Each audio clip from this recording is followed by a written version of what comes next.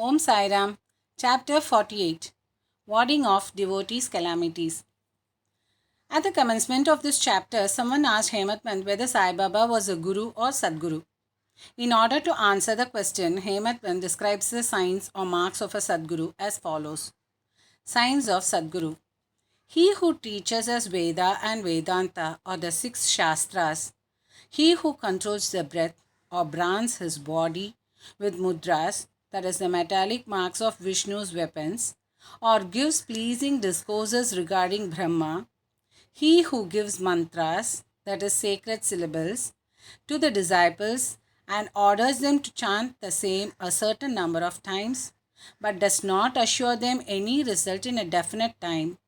He who, by his spacious wordy knowledge, explains beautifully the ultimate principle, but has himself got no experience or self realization, is not a Sadguru, but he who, by his discourse, creates in us a distaste for the enjoyments of this world and the next, and gives us a taste of self realization, who is well versed in both the theoretical and practical knowledge, deserves to be called a Sadguru.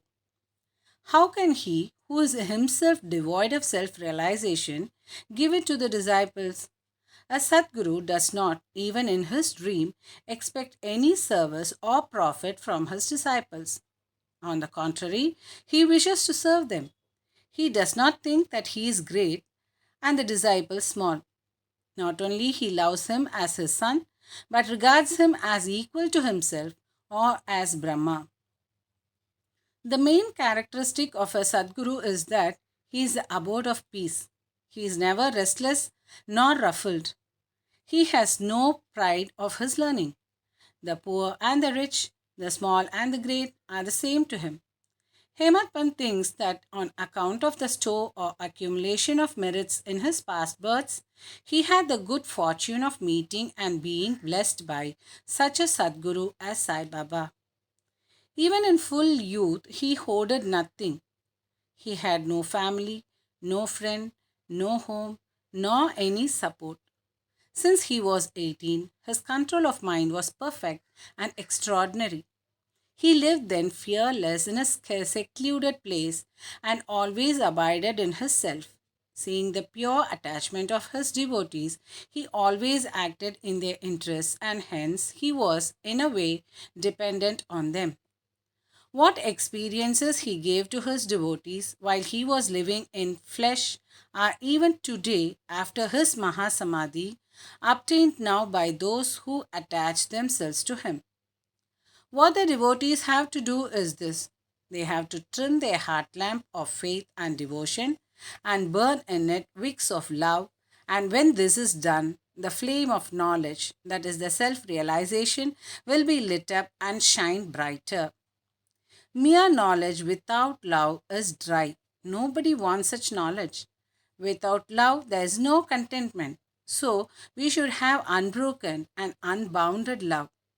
How can we praise love? Everything is insignificant before it. Without love, our reading, hearing, and the study are of no avail. In the wake of love followed devotion, dispassion, peace, and liberation with all their treasures. We do not get love for anything unless we feel earnestly about it. So, where there is real yearning and feeling, God manifests Himself. It includes love and is the means of liberation. Now, let us revert to the main story of this chapter.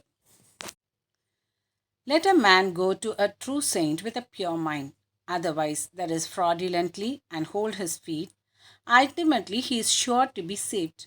This is illustrated by the following stories. Mr. Shevde. Mr. Sapatnekar of Akalkot was studying for law. A co-student, Mr. Shevde, met him. Other fellow students also gathered together and compared notes of their study. It was found by the questions and answers amongst themselves that Mr. Shevde was the least prepared of all for the examination, and therefore all the students derided him. But he said that though he was not prepared, he was sure to pass the examination as his saibaba was there to get him through it successfully. Mr. Sapatnekar was surprised at this remark. He took Mr. Shevde aside and asked him who this Sai Baba was, whom he exalted so high. He replied, he lives in a masjid in Shirdi, a fakir. He is a great Satpurusha. There may be other saints, but this is unique. Unless there is a great store of merits on one's account, one can't see him. I fully believe in him, and what he says will never be untrue. He has assured me that I will pass definitely next year, and I am confident that I will get through the final examination also with his grace. Mr. Sapatnekar laughed at his friend's confidence and jeered at him and Baba. Sapatnekars. Mr. Sapatnekar passed his examination, settled at Akalkot, and practiced as a pleader there. 10 years after this, that is in 1913, he lost his only son on account of a throat disease. This broke his heart.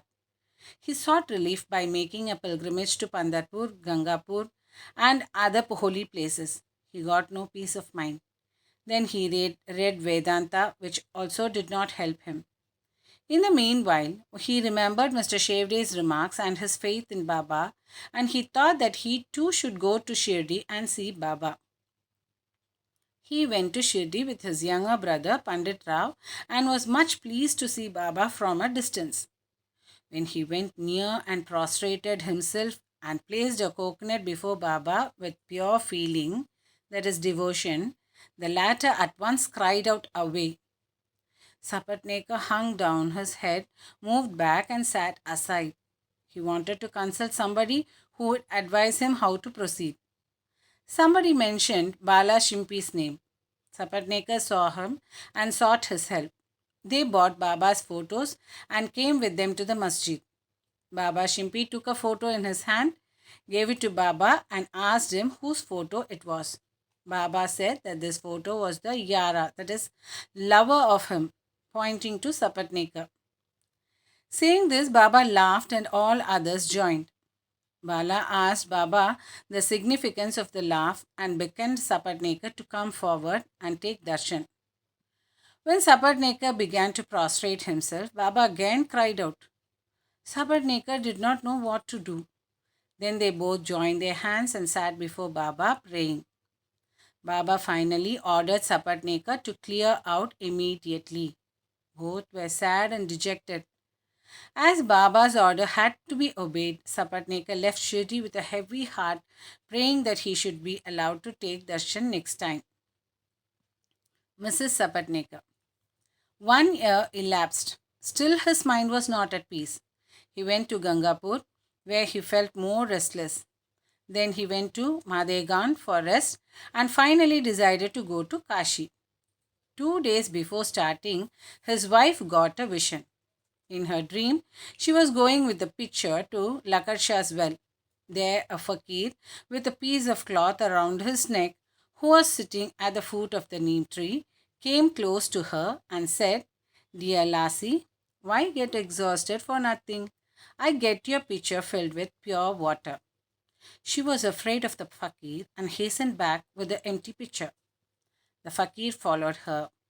At this, she was awakened and Chapter opened her eyes.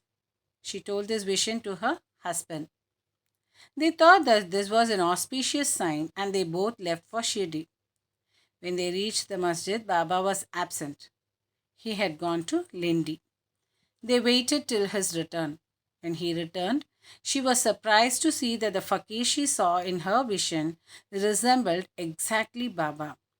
She reverentially prostrated herself before Baba and sat looking at him. Seeing her humility, Baba was much pleased and began to tell a story in his peculiar characteristic fashion to a third party.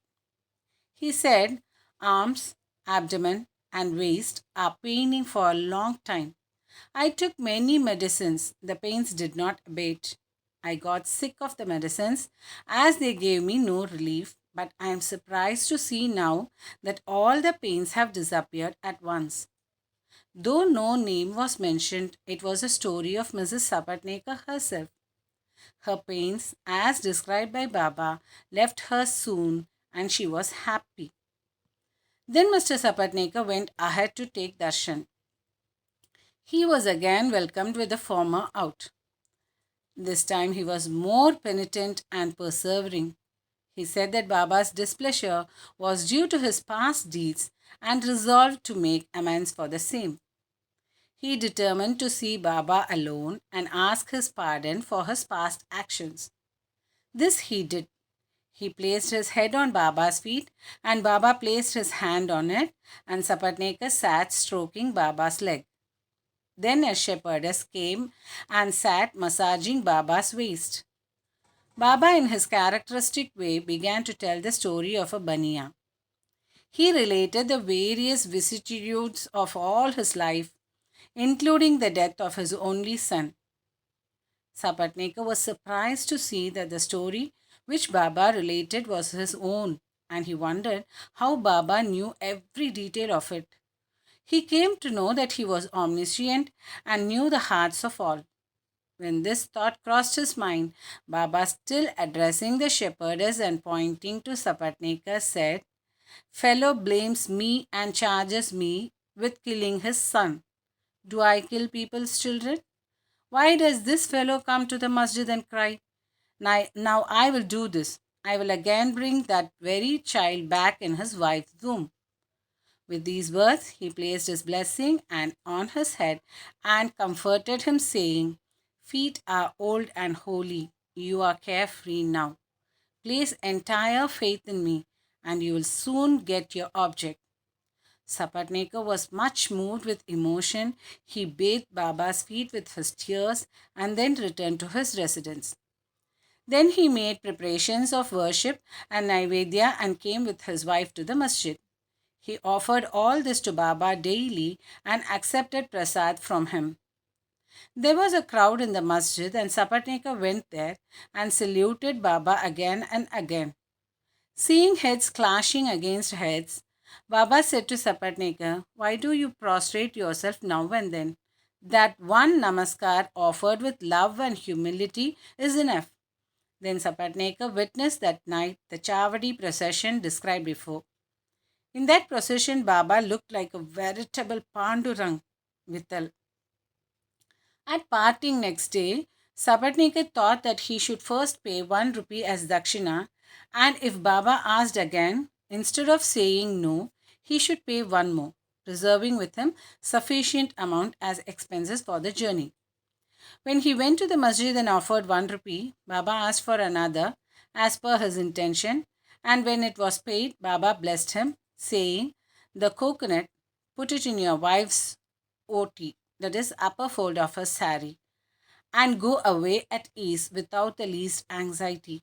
He did so, and within a year a son was born to him, and with an infant of 8 months the pair came to Shirdi, placed it at Baba's feet, and prayed thus: "Sainath, we do not know how to redeem your obligations. Therefore, we prostrate ourselves before you.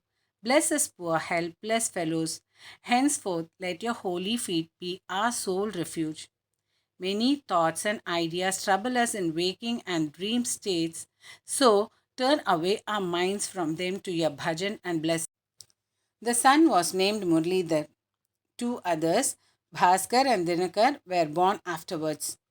The Sapatnekar pair thus realized that Baba's words were never untrue and unfulfilled, but turned out literally true.